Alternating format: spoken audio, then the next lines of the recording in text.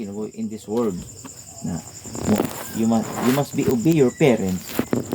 Ana ang bigay ng Bible basahon ta na.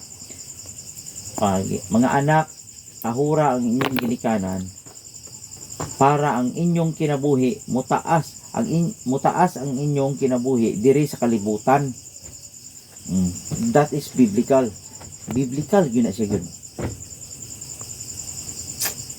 About po sa karon mga batanon mga kamatay na sayo, dili po na siya fart sa gitapik sa Ginoo. Okay, daghan man mamatay karon nga about sa accident, ang ginatawag nga sabi ni sa kadanghagan, o sa English pa kaning recklessness no, sabi ni saya pa kadanghagan. Kung sa Tagalog pa walang pag-iingat mo nang dili pod mabasol ang Ginoo ana kay pwede man unta dili mamatay ba. Ang problema lang namatay tungod kay nagpabaya na lang ba, nag-drive hubog, tapos giingnan nga ayaw paglakaw gabi kay ay mga daotang tao diya nilakaw gyud, gihold, gi-rape, gipatay. That is kadanghagan. Mabitaw ako, wala gi ko nagkulang kambiya nga biya sa dili ka pa muhawa sa imong boarding house, bahalag wa na kay simba-simba biya. Ampo yun. Pila naman pag-ampo? 1 minute, 60 seconds. Kadugay anong 60 seconds? 2 minutes, that is 120 seconds. Seconds, ha? Kapoy ba na? Dili ikaw.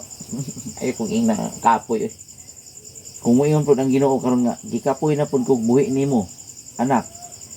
Basig ang Ginoo na mo ingon ni mo reklamo, anak. Wa na kayo mahimo. Ayaw pagreklamo. Kinanglan mo ampo gyud ta. Kay diri sa kalibutan ng ingon ng Ginoo, pray without ceasing. Pag ampo ka mo sa walay paghunong. Ana na siya Rosel.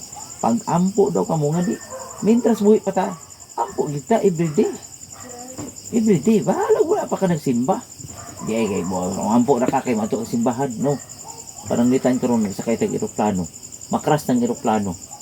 Asa ato pa di ka mo ampo kay kuan, matubay kag simbahan. That is philosophy. Rosel, kung ako pa ay mong abogado, no? Ako may pinaka-bright siguro ng abogado. Kay himasa kong Bible. Kung himo po kang abogado, di buta makita ron. Wala yun. Di ko tagad ni mo. Okay, sus, di ko tagad ni mo. Si Anilene. Kamo. Salamat naman sa Ginoo nga. Kuan ko. Kanang dili ko professional.